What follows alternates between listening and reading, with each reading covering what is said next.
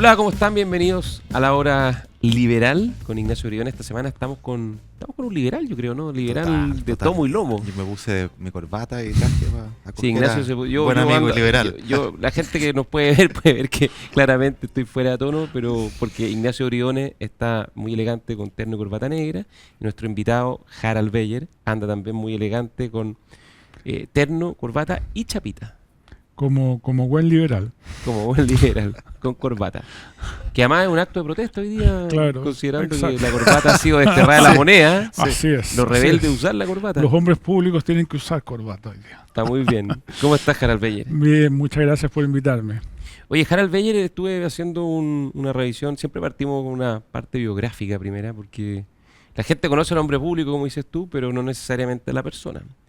Y la revisión habla de un osornino de 59 años, que actualmente es profesor de la Escuela de Gobierno de la Universidad Católica, que es economista con doctorado en Economía de la Universidad de California, que ha sido rector, que ha sido director del Centro de Estudios Públicos, centro de estudios muy prestigioso, que ha sido una voz pública ya por ¿cuánto tiempo? Unos 30 años por lo menos. Más o menos. ¿Cuándo habrá sido tu primera columna? No, sí, 30 años. 30 un poquito años. más todavía incluso. Y que probablemente debe ser la voz más respetada, muy respetada en general, pero particularmente en el ámbito de la educación. ¿Cuál de todas estas posiciones, vocaciones, experiencias es la que más te marca? No, yo en general, yo pude seguir la carrera académica en su momento, ¿no es cierto? Y decidí no hacerlo y optar más bien por la discusión de políticas públicas. Encontré que en ese momento, y sigo creyendo que es muy valioso tratar de participar en el debate y aportar con ideas para ir mejorando la política pública y al final el bienestar de la población, digamos, eso es lo que uno aspira. Me motivó más y eso sigo haciéndolo de alguna forma en todos los cargos que he tenido, tal vez menos en el como rector, digamos, porque ahí estaba más concentrado en un proyecto universitario, tenía menos participación en el debate público, pero o más contenida, más contenida, pero en las demás posiciones eso es lo que me ha apasionado y lo que me sigue apasionando, creo, y ustedes lo han planteado muy bien en muchas oportunidades. Creo que el debate público en Chile se ha empobrecido y hay que rescatarlo un poquito, digamos, y volver a insistir. ¿Es rescatable? ¿Será? Yo creo que es rescatable. Yo creo que hemos pasado por un periodo en el cual el juicio experto, por así decirlo, ha quedado un poco disminuido, pero creo que la población lo que está viendo es que es necesario avanzar en lo que podríamos llamar reformas de segunda o tercera generación y que eso requiere una cierta capacidad de dialogar, de estudiar, de comprender esos fenómenos que estamos viviendo y a partir de ahí hacer las transformaciones que se requieran para el país. Pero hay como una paradoja ahí, porque efectivamente si uno traza la historia política de Chile de retorno a la democracia, los primeros 20 años fueron el de la tecnocracia, ¿no? Y sin sorpresa eso está ligado a buenas reformas que le cambiaron la cara a Chile. Después viene un periodo de contestación, ¿no es cierto?, de crítica, enarbolado por estudiantes que hoy día son el Frente Amplio, que recusaban de la tecnocracia, que todo era una traición y los acuerdos eran una cobardía, poco menos.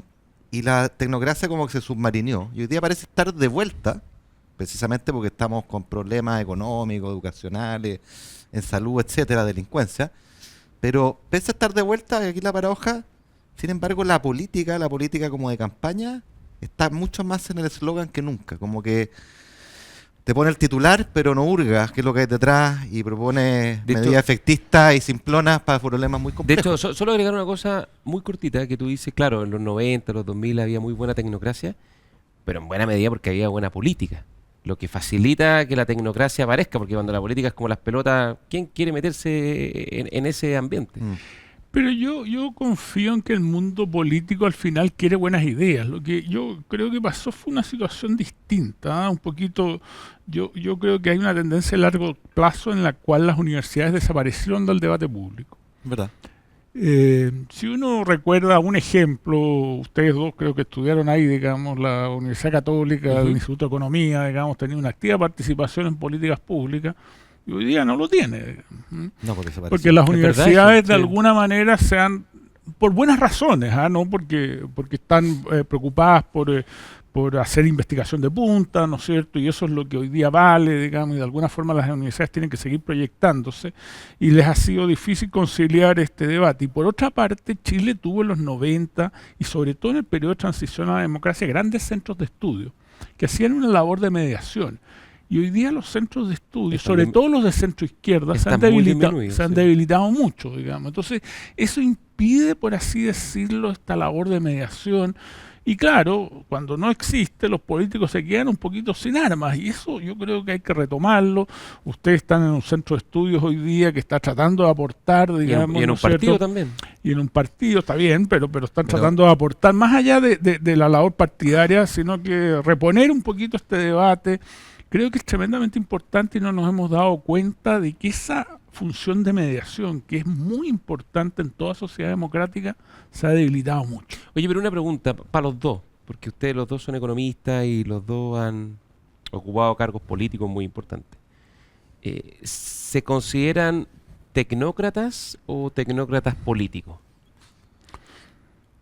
Es difícil la pregunta, pero hay una expresión que usan mucho los franceses, se llama algo así como tecnopol, que a mí me gusta como... Ya, te identifica esa... Me identifica porque uno tiene un bagaje, por así decirlo, no sé si es muy pretencioso llamarlo intelectual, pero donde cree que hay una cierta forma de aproximarse al mundo que es mejor que otra, digamos, ¿no es cierto? Claro. Pero esa forma tiene que ser complementado con este análisis más serio de cuáles son las políticas públicas, sus efectos, digamos, ¿no es cierto? Hay una cosa que solía decir Milton Friedman. Milton Friedman decía, gracias a Dios la libertad económica funciona bien desde el punto de vista de los impactos y de los beneficios, pero si aún no funcionara bien, yo tendría que ser partidario de la libertad económica, ¿te fijas? Claro. Por razones más morales. Claro, porque al final hay que dejar a que los individuos puedan desarrollar sus proyectos de vida, puedan tomar sus decisiones un poquito libremente, digamos. Entonces ahí hay como una tensión siempre, digamos, cuando uno es un tecnopol, digamos. ¿Y ahí Ignacio Briones? No, estoy en la misma línea, porque creo que esta es una frase que yo te la he escuchado mucho a ti, que la política sin la técnica es ciega, claro, y la técnica sin política es vacía, no sirve. Y esto es importante, Jara, que está en la Escuela de Gobierno, que ha sido parte del CEP, Centro de Estudio, que informa y ayuda a los acuerdos, ¿no es cierto? En el mundo real, con guitarra, las buenas ideas tienen que plasmarse en cuestiones concretas, que son reformas, muchas de ellas legales, las más relevantes.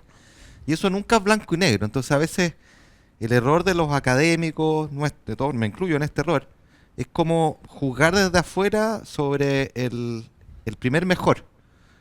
Y si no es el primer mejor, no sirve. Y en el mundo real, de la política real, nunca está el primer mejor. Siempre hay algo, hay que buscar un segundo, un tercer mejor, y uno pone una línea, hasta dónde llego. Pero es muy común ese error de decir, o es todo o es nada. ¿Ya? La reforma de pensiones reciente da un ejemplo perfecto de esto, yo creo. Y en el todo o nada, si uno va por esa lógica, te quedas en nada. Y los países no avanzan con nada, naturalmente. Entonces, el buen tecnócrata, que le gusta no solo influir, sino que nos ha tocado a nosotros participar, tiene que tener una comprensión de la política, de cómo funcionan los incentivos de los actores de carne y hueso con los que uno le toca interactuar, negociar, de forma tal de guiar el debate a que salga una idea, se transforme en una reforma de la mejor manera posible, que nunca va a ser la ideal. Pero tú, Harald, estamos con Harald Beyer conversando, profesor de la Escuela de Gobierno, de larga y vasta trayectoria pública. ¿Tú ves que en el debate, hasta cierto punto, ya pasamos, digamos, el pic, digamos, de deterioro desde el punto de vista de la racionalidad, de la capacidad deliberativa, y que algo se está recuperando? Yo creo que se está recuperando y creo que un buen ejemplo fue la reforma previsional. La reforma previsional creo yo que tiene una sólida base técnica, pero significó que todas las partes tuviesen que entregar algo que no era su preferencia política, por así decirlo, ¿no es cierto? Y uno puede discutir qué sector se dio más y todo eso, es una discusión de la política, pero desde el punto de vista de personas como Ignacio, que participaron activamente en ese acuerdo, yo creo que lo que estaba ahí detrás, digamos, era la idea de que fuera una reforma técnicamente sólida, Y por supuesto tú nunca logras resolver todos los problemas y hay que hacer un monitoreo, la implementación de estas reformas complejas, hay que seguir encima, pero técnicamente creo que es suficientemente sólida como para ir corrigiendo cualquier problema que haya ocurrido Claro. en el proceso y que no se percataron los distintos actores.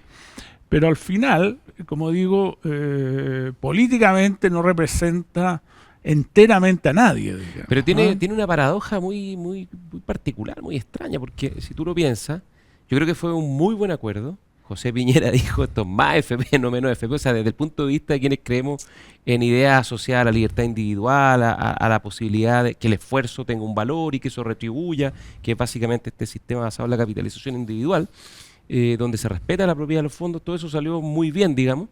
Eh, Se hizo algo que estaba pendiente hace mucho tiempo, que era aumentar las tasas de cotización, que es costoso políticamente, complejo, en fin. Pero quienes se quedaron fuera del acuerdo, particularmente del lado de la derecha, que fueron muy críticos del acuerdo, hasta cierto punto uno lo que ve es que son quienes más se han retribuido, digamos, en términos políticos, es cosa mirar las encuestas presidenciales, de no haber adoptado esa actitud, ¿no? De ir a buscar un consenso, de intentar resolver un problema como se hace en el mundo real, en la casa, en la familia, con los amigos, para lo que uno haga uno tiene que ceder, digamos, y en cambio en política no. Y es una cosa bien extraña porque en el fondo, claro, la gente hasta cierto punto necesita este tipo de soluciones, no hasta cierto punto, digamos, hasta la totalidad del punto, pero políticamente está escogiendo alternativas que son muy frontalmente contradictorias con la posibilidad de que se construyan buenos acuerdos. Pero ahí yo creo que hay una correlación espuria, digamos, el éxito del Partido Republicano y de su candidato hoy día, digamos, que esto puede cambiar, el escenario es muy fluido, no se debe a que estuvieron en contra de la reforma previsional, digamos, yo creo que son otros factores los que explican. Esto me recuerda un ejemplo, hace muchos años atrás se decía que los tomadores de café el consumo de café les producía cáncer, digamos, ¿ah? Una típica correlación que se estableció. Claro, probablemente era porque fumaban exacto, y lo eran que más pasó es que fumadores los los tomadores cafeteros. de café eran en promedio más fumadores que el resto, digamos. El problema era el cigarro, no el café. Pasa lo mismo con esto, digamos. Yo creo que no es asociado, digamos, el relativo éxito que tiene hoy día ese partido, digamos, y su candidato con que estuvieron en contra de la reforma previsional. Si tú miras un poco las encuestas, había gran voluntad de acuerdo. La gente entendía que se necesitaba un acuerdo para avanzar en esta materia. Y de hecho, las encuestas evaluaron muy bien, si ustedes recuerdan, un 68% de la población, incluido gente que se identificaba con el Partido Republicano, digamos. Entonces, hay que ser muy cuidadoso con los análisis que se hacen a partir de esta... Mira, Sí, fíjate pero, que pero lo que sí ilustra, volviendo al punto anterior, es de nuevo esta pregunta de cómo la técnica se traspasa a la política de verdad, a la toma de decisiones con reformas concretas. Y acá hay una pregunta abierta, porque el Partido Republicano en esto era oposición, pero esa actitud llevada, si tú eres gobierno, si uno mantiene esa misma lógica, sería, oye, desde mi punto de vista, o es todo, es 100% lo que yo pienso que es puro, ¿ah? Una lógica principista. Bueno, siendo gobierno significa que los proyectos que tú vas a entrar no van a salir. El todo o nada termina en nada. Y el caso de la reforma previsional es extremadamente interesante porque el punto de partida era uno que parecía irreconciliable entre el gobierno y la oposición, entre la centro-derecha y el gobierno. El gobierno básicamente quería que los 6 puntos de cotización, el grueso, fuera a un fondo colectivo, que pusiéramos fin a las AFP, o sea, menos AFP era la consigna. Y por la centro derecha queríamos que los 6 puntos fueran a cotización, a cuentas individuales y que hubiera más gestión privada y no gestión estatal. Entonces uno decía, bueno, acá no hay ni un espacio de acuerdo. Y aquí está la gracia, digamos, de las cosas que a uno no le gusta, que mucha gente te preguntan, pero que fueron dispositivos que permitieron que políticamente ambas partes pudieran hablarle a su mundo. Y eso es lo que facilita el acuerdo. Por ejemplo, el famoso préstamo que es una inversión en un activo de deuda a tu nombre, ¿no es cierto?, pero que efectivamente no sería el primer mejor, ¿ah? Pero es lo que le permitía al gobierno decir, oye, acá hay un préstamo solidario, aunque de solidario no tenga nada. hay algo de reparto, hay algo de reparto. Claro. Creas un fondo, ¿no es cierto?, que permite administrar ciertos beneficios. El gobierno entonces dice, acá creamos un sistema mixto, ¿ya? Entonces el gobierno podía decir, oye, préstamo solidario, fondo solidario, tenemos algo distinto que lo de la dictadura, para ponerlo en ese extremo. Y eso fue exactamente lo que dijo. Y la derecha, por el otro lado, podía decir, oye, acá no solo consolidamos la capitalización individual, la ampliamos, los 6 puntos van a las cuentas individuales y vamos a tener más gestión privada de fondos. Eso es, po, y eso es lo que permite que las partes se pongan de acuerdo en la lógica del mundo real con guitarra y no con estas ensoñaciones principistas que al final no llevan a nada. Además hay un punto que yo creo que no se ha discutido suficientemente en el mundo político, que es que nosotros tenemos un régimen político bien particular, que es el presidencialista, digamos, que es común a toda América Latina prácticamente, Así lo mostró el presidente Boric además esta semana. y que viene de Estados Unidos, ¿te fijas? Pero los regímenes más democráticos o más estables democráticamente son los regímenes parlamentarios. Sí. Pero ¿cuál es la particularidad del régimen presidencial? Que tú tienes dos fuentes de legitimidad, el Congreso y la presidencia. Y por lo tanto hay que acordar entre, por así decirlo, el Congreso y la presidencia, porque si no porque cada uno se siente legítimamente representando al pueblo, ¿no es cierto? A diferencia de lo que pasa en un régimen parlamentario que está unido. Es lo mismo, claro. ¿Verdad? Es lo mismo. Entonces, tú tienes necesidad en un régimen político presidencial de pactar mucho más de lo que tú pactas en un régimen parlamentario. Y esa es una cuestión que yo creo que no sé, yo cuando escucho estos argumentos de que no hay que pactar, de que hay que ir con otra disposición, digamos, y defender las convicciones, se olvidan, creo yo, de este pequeño problema que es que tenemos un régimen político que requiere del pacto, digamos. Pero es que eso es la paradoja, porque es como un olvido garrafal, pues, ¿no? Un olvido de tercer orden, es de primer orden, es como la esencia de las reglas del juego en la que estás jugando. Entonces a mí siempre me ha sorprendido ese argumento como que las cosas fueran por pura voluntad, por actitud, por carácter.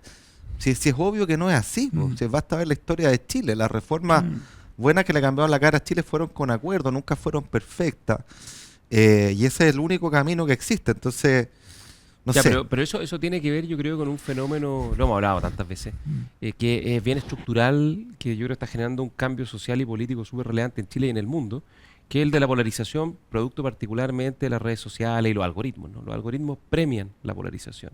El algoritmo de Meta lo que busca es que más gente esté enganchada y más tiempo a, no sé, a Facebook, a Instagram, a lo que sea, digamos. Y eso lo que se ha descubierto probablemente a partir de estudios que tienen que ver más bien con el comportamiento humano, cómo funciona nuestro cerebro, se estimula mucho más cuando hay griterío, cuando hay estridencia, cuando hay cuestiones que nos marcan fuertemente. Es como el partido de la Universidad de Chile con Independiente. Las imágenes eran feroces, eran terribles, y todos los que hemos pegado mirándola por lo que significaba, ¿no? Y eso se ha trasladado al debate público de manera muy acelerada, y está pasando no solo en Chile. O sea, Chile dentro de todo, Chile pasó por un momento muy difícil durante el estallido. Yo creo que se ha recuperado cierta racionalidad, pero yo creo que no va a haber una vuelta atrás en el sentido de lo que logramos tener durante 20 años. Creo que es muy difícil, por el cambio estructural que hay. Bueno, yo creo que tú lo planteas bien. Evolutivamente nosotros estamos programados para distinguir entre ellos y nosotros. Sí. Pero en una sociedad dinámica ese ellos y nosotros va cambiando todo el tiempo. De repente, no sé, los de la Católica se odian con los del Colo-Colo, digamos, pero después se encuentran en otra cosa, digamos, y las coaliciones van cambiando, digamos. ¿Te das cuenta? Pero las redes sociales tienden a petrificar las coaliciones. Sí. Eso es lo que pasa, porque además está bastante desarrollado, por ejemplo, Jonathan Haidt lo ha mostrado bastante bien, de que en las redes sociales las emociones más fuertes, que son en general las de rabia, son las que quedan más fuertes. Entonces tú, como estás buscando el like, tiendes a buscarlo y te has dado cuenta que las que gatillan más fuertemente las emociones son esas, Claro, las polarizantes, por así decirlo. Como mostraba Steven Pinker, las buenas noticias nunca son las principales. Exacto, Siempre exacto. hay una simetría a favor de las malas noticias, las escandalosas. Entonces, eso petrifica un poco el ellos y nosotros, ¿te fijas? Y en política se nota mucho eso. Se ha notado mucho. Ahora, nota mucho. la paradoja, y eso nos permite introducir lo que vamos a hablar después de la educación, es como una ausencia de una cierta pedagogía política, de educar en lo más básico, ¿no? Que hacerle ver a las personas que en realidad esto no es con piloto automático, no es de la voluntad que yo aprieto un botón y se acabó la delincuencia, o volvemos a crecer. No, estos son procesos duros, de negociaciones difíciles, de reformas complejas muchas veces, Y por lo tanto hay que pedir paciencia. O sea, esta como inmediatez de la política que el propio mundo político subsidia, yo creo que genera un círculo vicioso que es fatal, del cual cuesta mucho salir, porque se crean expectativas, obviamente se frustran esas expectativas, porque para honrarlas se requieren reformas, y como las reformas no ocurren, la polarización, bueno, cunde la rabia, cunde el descontento, y volvemos entonces al espacio de la tecnocracia, ahí queda vacío. Y lo último, nos tenemos que ir a un corte. Este deterioro del debate público provoca un problema endógeno, que es que menos personas con liderazgo, con capacidad, están dispuestas a entrar al debate público, porque esta cuestión es la ley de la selva, digamos, y el que levanta la cabeza se la cortan. Y de hecho, yo creo, obviamente nunca lo vamos a saber, que figuras como, no sé, un Patricio Elwin, un Edgardo Benninger, las figuras de la transición. El mismo Lago, el mismo Ricardo Lago. Claro, probablemente hoy día no funcionarían, no harían pie con bola, porque en el fondo la política de hoy es la antítesis de lo que fue los 90. La política de hoy es la política de la cuña corta, la estridencia. Mira, los parlamentarios, una cosa que me sorprendía. Cuando estaba de ministro de la SECPRE, uno se sienta adelante, ¿no? En la testera, les tocó a ustedes muchas veces, entonces uno tiene todo el hemiciclo al frente. Y los parlamentarios del Frente Amplio del Partido Comunista, los más jóvenes, lo tenían muy claro. Cuando hacían su intervención, tú hablabas con ellos antes de que prendieran el micrófono, muy grata la conversación, no había ningún problema. Prendían el micrófono y se transformaban en energúmenos o energúmenas, y grabándose con el teléfono para hacer un live para sus redes sociales. Los parlamentarios, el hemiciclo, el espacio, la privatización por naturaleza de la deliberación pública. La privatización más neoliberal de lo público. Pero eso tiene que ver con lo que plantea Haidt, ¿no? Que lo que genera más apego es esta emoción fuerte. Sí. Y la emoción fuerte está muchas veces vinculada a la ira. Total. ¿Te das cuenta? Entonces eso genera una cosa que lo vemos yo no tengo redes sociales, pero me doy cuenta de que eso es lo que doy cuenta que eso es lo que la lleva al final. Lo que tú decías que bueno, está para otro programa completo, pero ese instinto evolutivo de uno privilegia lo adversarial tiene que ver con la lógica tribal. Cuando las tribus se defendían, o sea, era tú o era yo, pero entre medio pasó algo maravilloso, que es el triunfo de los civilizatorios, que es el uso de la razón, que es permitir poder convivir en la diferencia. No hay enemigos, hay adversarios eventualmente. Y volver a esta lógica es como renunciar a todo lo que nos ha hecho ser humano, digamos, y civilizados y racionales. Y habrá que recordar que la marca del ser humano es el único animal que tiene razón, pues entonces es como renunciar a ser ser humano al final. Claro. Ya, nos vamos a la pausa en la hora liberal y volvemos con Harald Beyer y vamos a hablar obviamente de educación, porque fue una semana muy candente en el debate en educación.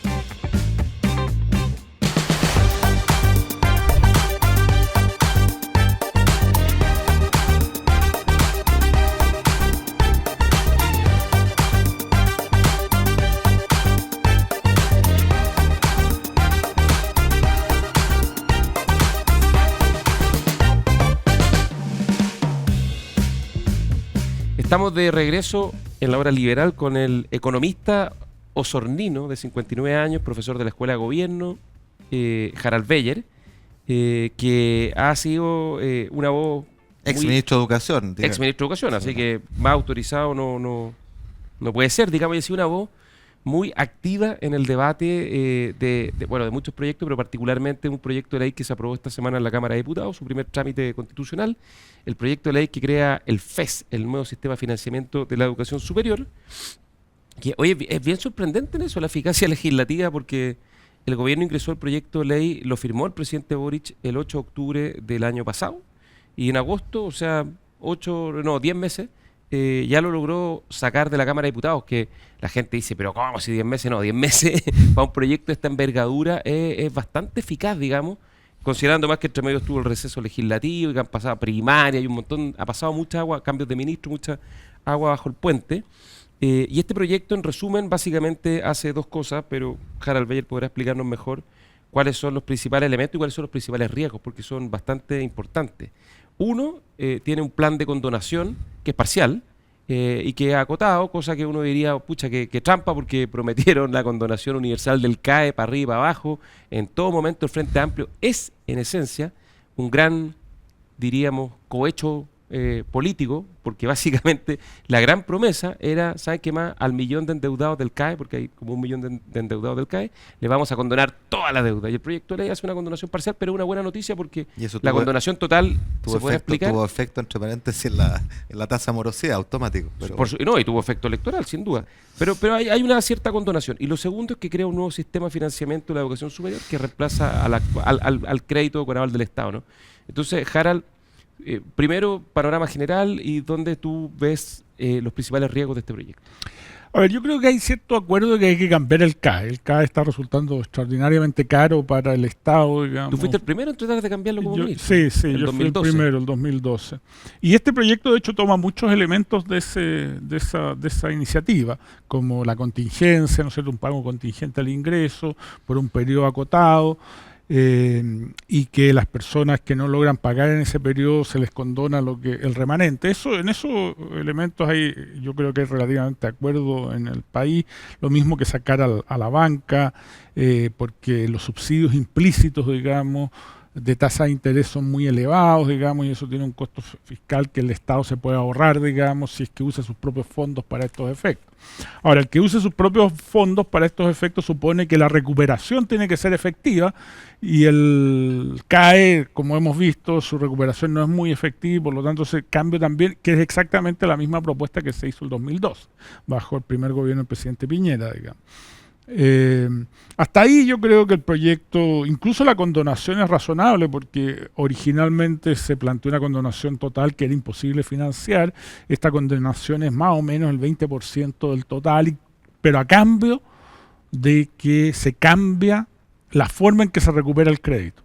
Entonces es una suerte de transacción. Yo condono una parte, ¿no es cierto? Y al mismo tiempo recupero de forma mucho más efectiva de lo que he estado recuperando hasta ahora. Por el mecanismo de cobranza centralizado. Sí, porque ¿no? el mecanismo de cobranza centralizado es mucho más efectivo y eso desde el punto de vista fiscal es bueno, digamos. Y también desde el punto de vista de la legitimidad de un sistema de estas características, porque si nadie lo paga, digamos, al final no tiene... Pero déjame interrumpirte algo, porque tú entre líneas lo dijiste. Esos son elementos que venían o que son comunes al proyecto de ley de 2012, que no era un FES. No. Y en consecuencia, si el mecanismo es distinto de un FES, se sigue que estos elementos positivos son independientes del tipo de proyecto. Exacto. Y por lo tanto podrían ser separados. Exacto. Ya. Así es. Ahora, desde el punto de vista del financiamiento de largo plazo, que es el FES real, digamos, tiene dos graves problemas. Lo primero es que en el fondo significa restar ingresos del sistema de educación superior, que está bastante apretado. Hay varias universidades que están pasándolo muy mal. Y esto claro, pero también otras universidades que no están con riesgo financiero, pero que en el fondo dejaron de contratar académicos, por ejemplo. Bueno, cuando las universidades todavía tenemos una tasa de académicos por estudiante bastante baja. Y esto es más bien consecuencia de la gratuidad. De la gratuidad, pero este sistema extiende el mismo mecanismo de pago. Claro. Ahora, ¿qué es lo que ha posibilitado el sistema actual de financiamiento? Que las universidades puedan cobrar un copago, ¿no es cierto? Y eso les ha permitido de alguna forma lidiar mejor con estas estrecheces que tienen a los estudiantes de los deciles 7 a 9. Los del 10 siempre han estado liberados y le pueden cobrar cualquier cosa. Eso a palo nomás. Eso a palo nomás. Que también es loco la forma en que se aproxima la política pública. No, además que hasta el 9, todo en el decil 9, y el 10 que básicamente el mismo nivel de ingreso porque la curva de ingreso en Chile es planita, y en el percentil 99, o sea, los más ricos ahí, ¡pum! Ahí recién se dispara. Claro, entonces, pero al final lo que va a pasar, porque la universidad no le van a poder disparar los aranceles a los del decil 10, lo que va a pasar es que las universidades van a perder ingresos. Y van a bajar la calidad y la contratación, la investigación, etcétera. Claro, excepto algunas universidades que tienen las espaldas para salirse del sistema, digamos, y van a crear sus propios sistemas de crédito. Van a prestar plata. No ellas necesariamente, pero se van a asociar con algún, hasta con una AFP, digamos, ¿no es cierto? Claro. Con algún tipo de instrumento que permita que haya otro financiamiento para esto. Claro. Y claro, eso induce rápidamente segregación, porque esas universidades no van a tener que renunciar a recursos, van a tener por lo tanto más espaldas para contratar a los mejores académicos de las otras universidades, y los buenos estudiantes van a seguir esos académicos. Entonces se va a producir, el sistema está diseñado para producir eventualmente una segregación.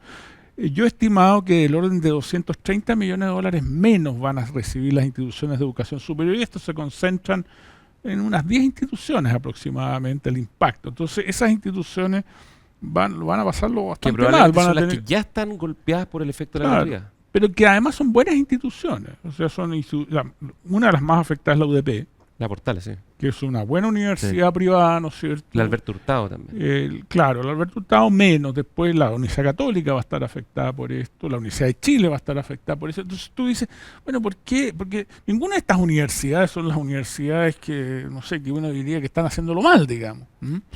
Entonces es raro la aproximación del gobierno a esto, ¿no es cierto? Oye, espérate, y sobre ese punto, además del riesgo financiero para las universidades, ¿no hay acaso también un riesgo desde el punto de vista de la autonomía del No, quehacer por universitario? supuesto, Porque eso en el es lo fondo que- un burócrata fija el arancel y tú no puedes cobrar nada más, claro, te desfinancia, pero también comienza la negociada y la transaca para que te lo fijen en el valor que tú necesitas. Y bueno, tiene un problema, la universidad es crítica a la autoridad de turno y ¡pum! Te baja la perilla y Claro. te meten un problema. Eso es lo que iba a agregar, porque el punto central no es solamente que bajen los ingresos, que ya es un costo, sino que al final, como los aranceles siguen siendo la principal fuente de financiamiento de las universidades, tú lesionas la autonomía de las instituciones, porque no solamente regulas el arancel, el valor, y cuando haya una presión fiscal vas a tener incentivos a bajarlo, digamos, ¿no es cierto? Todos sabemos cómo funciona esto, sino que también le regulas las vacantes. ¿Te fijas? Entonces las universidades van perdiendo creciente autonomía para Claro. desarrollar sus proyectos, digamos, ¿no? Si tú, o sea, no solamente le regulas el precio, sino que también la cantidad, por ponerlo en estos términos, y eso indudablemente que lesiona la autonomía de las instituciones. Entonces, toda esa dimensión yo creo que el gobierno no le ha dado el peso adecuado. Yo creo que el gobierno está partiendo de la base que las universidades están malgastando los recursos. Hay algo, entonces que hay mucha agua, por así decirlo. En el Transantiago se Eh, pensaba lo mismo. claro, y claro. el mismo diagnóstico, sabemos lo que No, pasó. no, y sabemos lo que pasa, digamos. Ahora, Entonces, siendo más mal pensado, yo creo que al gobierno no le desagrada para nada tener más control, que el Ministerio de Educación, que la autoridad política tenga más control sobre el quehacer universitario y estrecharle un poquito el oxígeno al mundo universitario no estatal, privado. claro, pero es no entender el desafío que tiene el sistema de educación Lógico. superior, digamos, porque si tú miras, por ejemplo, las universidades que tienen un presupuesto operacional más alto en Chile son la Católica y la Chile, hoy día, del orden de $11.000, un poquito más de $11.000 al año. Eso, 11.000 millones de... $11.000 por estudiante. Ah, por estudiante. Por estudiante. Y son las top de Chile Y y son son las las que top- están y en los están 100 trata- del mundo. Claro, digamos. están tratando de competir y de subir arriba. La Universidad de Sao Paulo, con la que compiten y en algunos rankings están más o menos iguales, tiene un presupuesto de $22.000 por O estudiante sea, al son año. bien eficientes Ah, en ese sentido. son muy eficientes, te fijas, y por lo tanto creo que hay una mala lectura de este fenómeno, digamos. Oye, pero déjame dar vuelta quizás la pregunta en un sentido más amplio, que es que, más allá del instrumento mismo, acá lo que se está haciendo es que tú estás ampliando el ámbito donde se fija la tarifa, el arancel, y todos sabemos que ese arancel está muy por debajo del costo que tiene en una universidad compleja como la Católica de la Chile. Tú acabas de dar el ejemplo de Sao Paulo.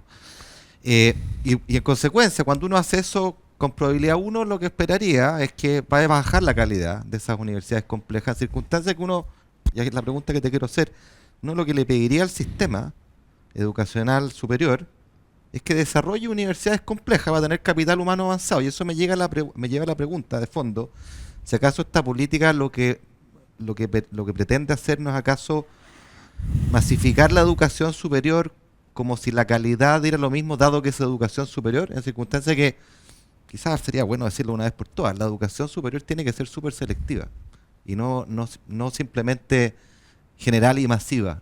Medio políticamente incorrecto Sí. lo que estoy diciendo, pero ¿cómo ves No, tú pero eso? eso es una opción del país, pero estas son las paradojas, porque de alguna forma el mundo de izquierda se queja de que el financiamiento de la educación superior es mucho subsidio a la demanda.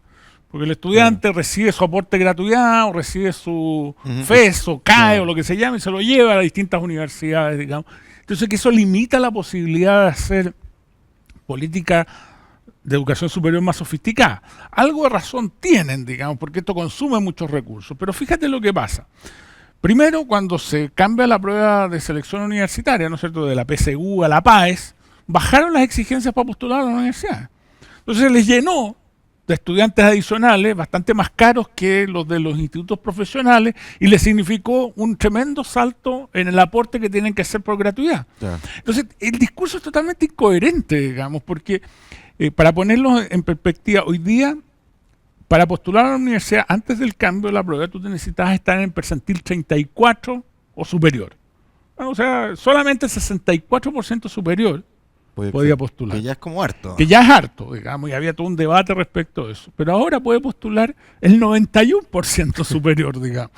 Te fijas a las universidades, no a la educación superior, digamos. Sí, porque la prueba de eso es que, por ejemplo, la prueba de matemática, en los tiempos de uno, nosotros ya estamos más viejos, ¿no? En la prueba de aptitud, tú tenías ahí 30 puntajes nacionales, 15, 20, ahora no sé cuánto hay 500, o sea, son una cifra... Claro. Oye, pero es que para allá voy, porque el ejemplo que tú das refuerza el punto. O sea, una decisión país es si tú quieres tener el 90% de las personas que van a la universidad, que lo parece lo que se está tomando, y cuando pasa del 60 al 90, obviamente el costo es mayor, y para ajustarlo a las finanzas tienes que bajar el precio, claro. Y bajar la calidad. Entonces esa es una decisión, quiero el 90% con una calidad promedio mala, o quiero tener un grupo más selectivo, el 60% o lo que fuera, con una calidad promedia más alta. Y parece que estamos optando por lo primero y dejando de lado lo segundo. Y al mismo tiempo estamos dejando de hacer lo obvio. O sea, cuando tú permites que el 90% entre, de alguna manera estás reconociendo un fracaso en las etapas previas formativas, porque son personas que no entrarían. Entonces, por secretaría les dice, no me importa que yo lo haya formado mal en la escuela, entra igual. Pero eso es como hacerse trampa en el solitario, ¿no? Claro, pero y fíjate que esa decisión se tomó sin deliberación pública. O sea, ¿quién se enteró de esto, digamos? De repente un comité técnico de acceso a la educación superior, digamos, ¿no es cierto?, determinó que el puntaje iba a ser del percentil 9 hacia arriba, podían postular, digamos, y que todas estas decisiones se toman con una arbitrariedad tremenda y tienen un impacto gigantesco. Lo más curioso es que esto se toma bajo un gobierno de izquierda que le cargan, porque todos estos estudiantes están yendo a universidades poco selectivas privadas. Que les cargan. Que les cargan, digamos. Claro. ¿Te fijas? Entonces tú no entiendes la lógica, la coherencia. Todo esto es un gran punto, pero el otro problema que está es que además porque el ministro Marcel, que se acaba de ir, ¿no es cierto?, se sostenía con algo de razón de que el sistema era fiscalmente muy sostenible, pero descansaba en un factor, que habían personas que pagaban muchas veces lo que el Estado le aportaba, digamos. El impuesto a los graduados. El impuesto a los graduados. Claro. Fíjate, Yo te entonces, escuché, claro, te escuché en la entrevista, dijiste es un semi-impuesto. Claro, porque no es por toda la vida, sino que por un periodo acotado, digamos. Los impuestos típicos. Pero un periodo acotado largo, ¿cuánto? 20 años. 20 años. 20 años. Un impuesto por 20 años. Es más de la mitad. Es como una condena. Es como comprarse una casa. a Un pena dividendo, fluidida. es como un dividendo de 20 años. Pero imagínate que. Pero eso además tiene. Y ahí vienen los riesgos fiscales. Es un después, 8%, ¿cierto? Del sueldo, del ingreso. Sí, hasta un 8%. Pero eso significa que varias personas pueden pagar. Varias veces. Se le puso un límite de 3,5 veces que es medio mentiroso, porque tú tienes que pagar durante el 90% del tiempo. Una de las dos cosas se tiene que... o sea, si no se cumple una, no se cumple la otra. Entonces el límite no es en rigor 3,5. Van a haber varios que van a pagar 6 veces. Porque durante el 90%, los médicos, por ejemplo, durante el 90% del tiempo, a pesar de que dice, porque son recursos copulativos, que son estas estrategias que se usan, digamos. Entonces, durante el 90%, los médicos van a pagar, tú puedes calcular del orden de 6 veces lo que le aportó el Estado. Y es loco eso, digamos. Eso no existe en ninguna parte del mundo. Hay 2 países que lo han intentado, Etiopía y Escocia. Y los 2 rápidamente lo abandonaron, digamos. Oye, porque además nosotros aquí economistas que nos gustan los incentivos, es obvio el incentivo. O sea, claro. Si yo soy médico en una buena universidad, sé que voy a estar con ingresos altos, no voy a subirme al FES. No, voy a pedir un crédito a mi banco, si mi familia tiene plata. Y por lo tanto esa fuente de financiamiento, bueno, se pierde y el sistema queda financiado. Y ahí aparece el riesgo fiscal. Digamos. Exacto. Porque si yo no tengo el aporte de esos estudiantes que van a pagar varias veces, el costo del sistema es mucho más elevado que lo que dice Oye, lo que dice el informe Vamos a financiero. un corte y volvamos con el mismo tema, Vamos porque con- yo creo y que algo nos los quedaron pro- varios y algo los derivados. y algo los profesores también. Vamos a hablar de los profesores también con Harald Beyer a la vuelta en La Hora Liberal.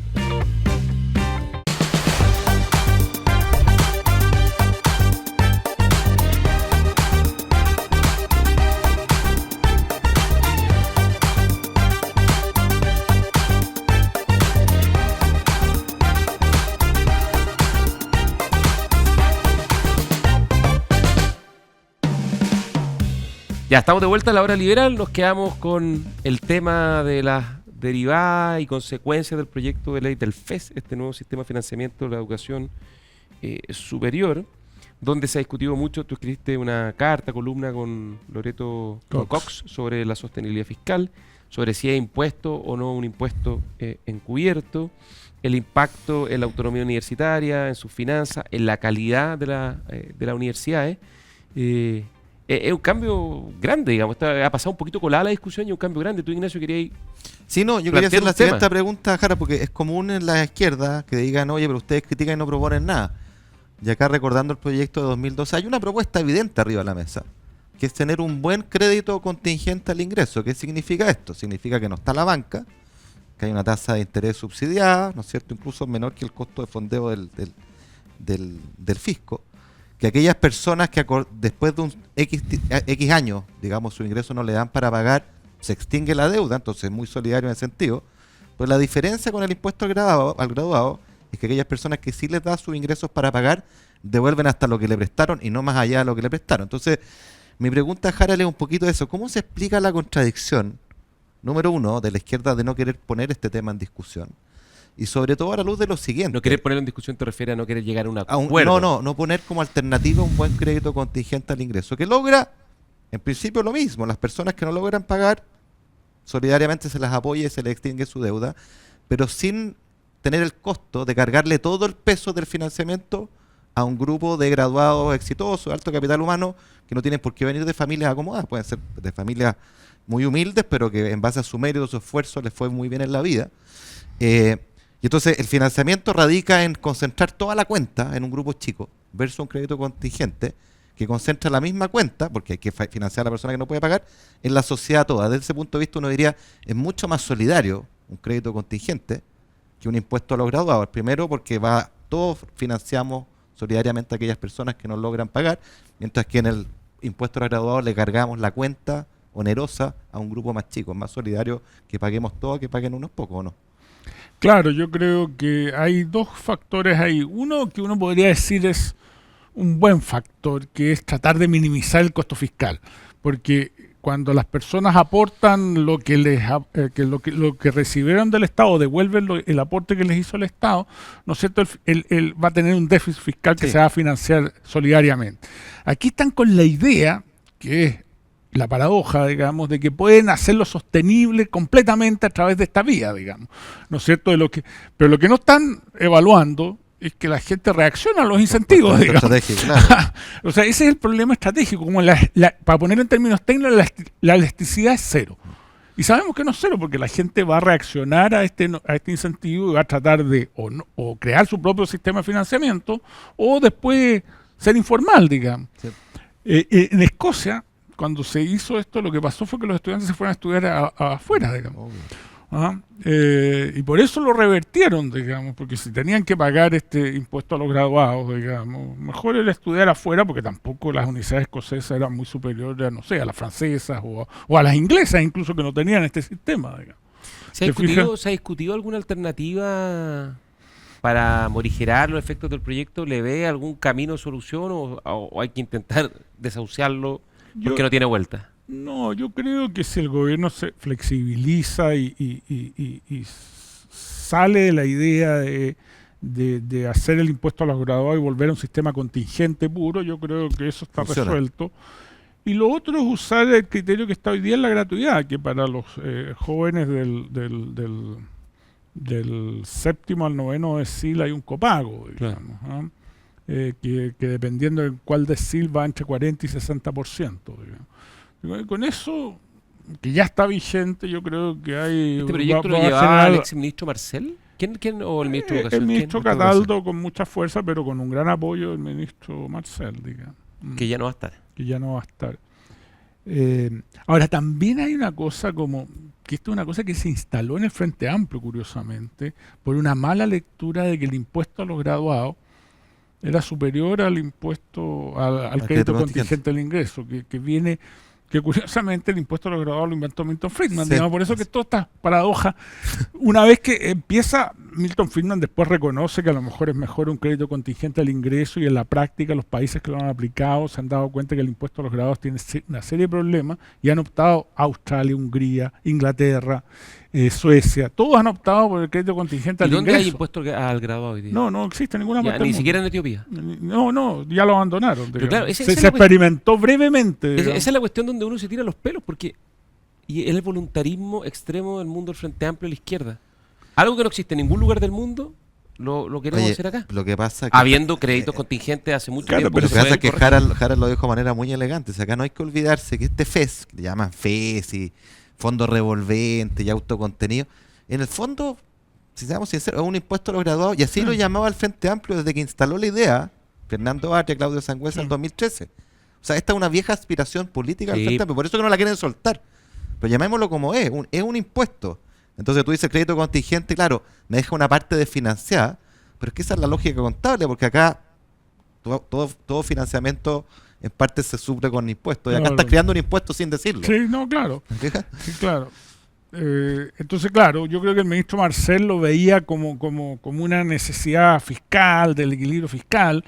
No es que él se comprara la idea del impuesto a los graduados, pero le gustaba porque le producía como un menor desembolso Ya, fiscal. pero eso tú podés separarlo. Sí, lo puedes separar, digamos, te das cuenta. Entonces, hay una cuestión como fiscalista mal pensada porque no se dan cuenta de que los incentivos mueven la cosa en otra dirección, digamos. Yo creo que ningún médico, o sea, ningún estudiante de medicina va a tomar esto. Probablemente el digamos. ministro Marcel encontró Ah. en esta fórmula la única posibilidad de cumplir dos compromisos que son incumplibles, ¿no?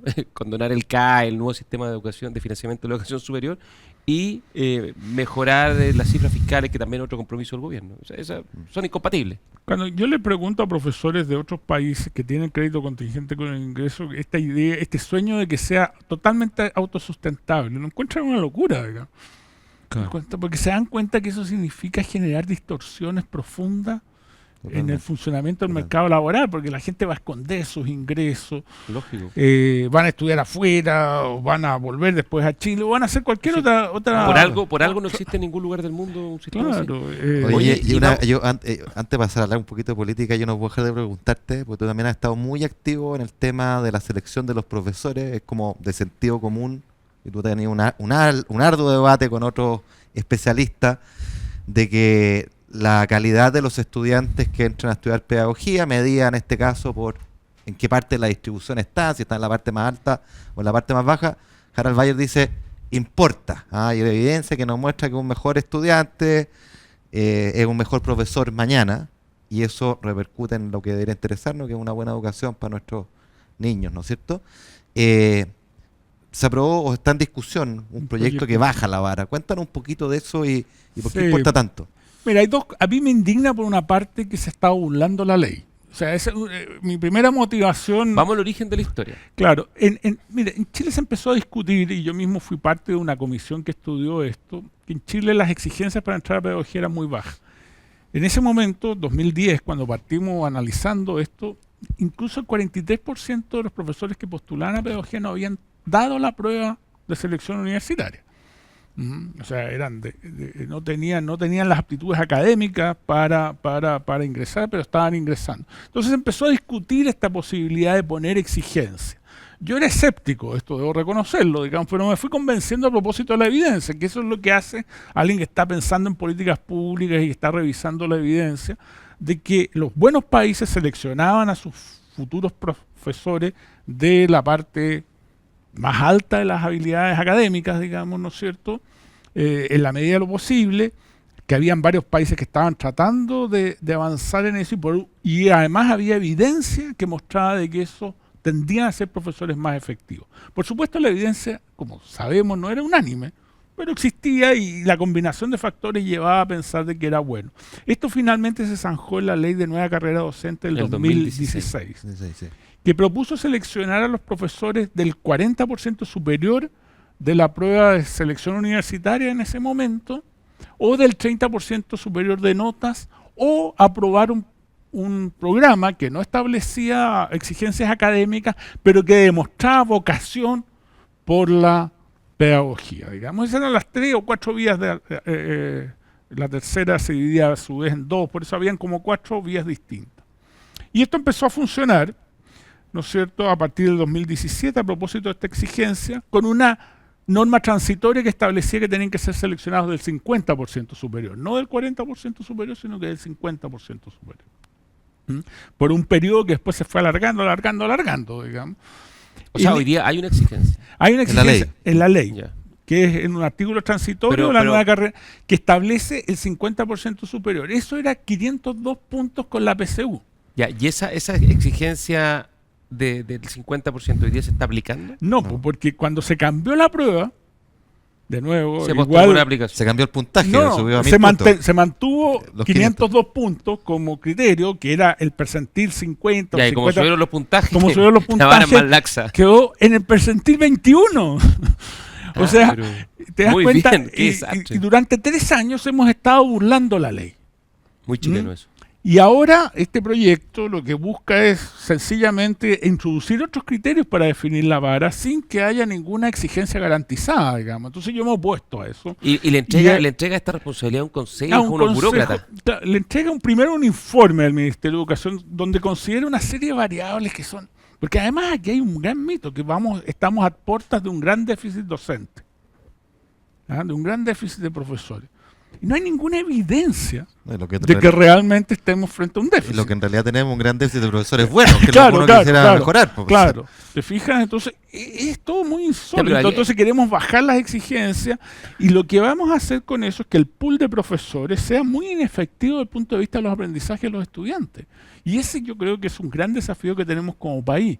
Y estamos vendiendo sillón de dono todavía. Es que eso es muy extraño y pasan tantas cosas volviendo a la tecnocracia que acá uno debe ir a la política pública siempre preguntarse cuál es el objetivo último. Y el objetivo último debería ser uno y uno solo en este caso, que es que los chicos y chicas aprendan lo mejor posible.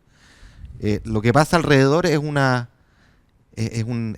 en función, es un medio para aquello. Claro. No puede ser un fin. Claro. Y acá se pone que haya profesores, ¿no es cierto?, incluso con esta vara baja como un fin en sí mismo, probablemente mediado por los conflictos de interés de las propias facultades de pedagogía, que no quieren perder a sus clientes, pero estamos olvidando Pero el objetivo este es un último. reclamo de ser del Consejo Rectores, ¿no?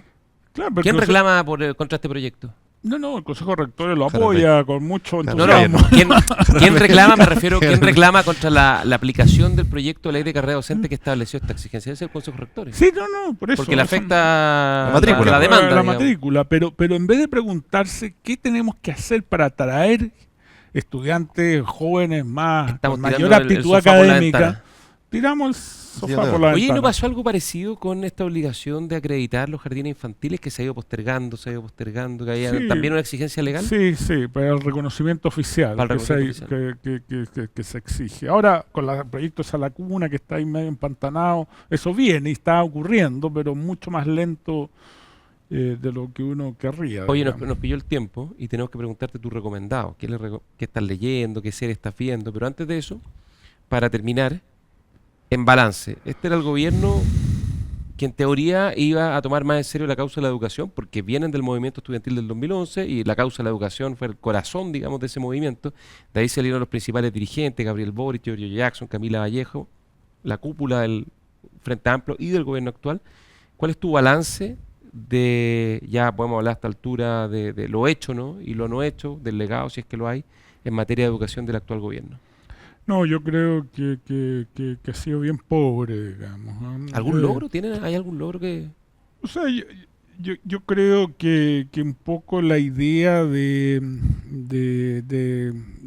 esforzarse para recuperar y que los estudiantes, los niños, sobre todo los jóvenes, vuelvan a la sala de clase, es algo que pueden anotar positivamente. Creo que el proyecto ha rendido menos fruto de lo que uno hubiese esperado, pero creo que hay algo, digamos, incipiente que me parece valioso mantener y mejorar, digamos.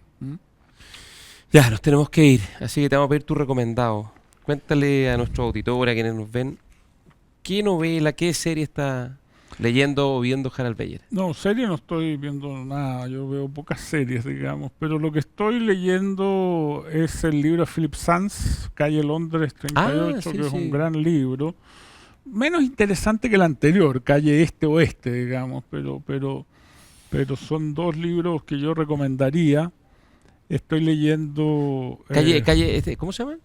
calle Londres 38. Esta es la historia de un... Es un poco de Pinochet en Londres, pero también del Pero caso de Walter Ruff. Claro, un nazi digamos. que se vino a Magallanes Sí, y que claro, tuvo es algún Walter vínculo Ruff que por qué algún vínculo Chile- con la DINA, sí. Los capacitó. Claro, dice. no es evidente que haya tenido un vínculo con la DINA, se dice eso, él sostiene esa tesis, pero claro, pero a mí me interesa más que por eso, me interesa más bien por la forma en que él se aproxima a lo que son los derechos humanos y de una forma moderna, ¿no es cierto? Y lo que hay que hacer en esta materia y cuáles son las cosas que de alguna manera tienen que ser parte de la agenda política, ¿m?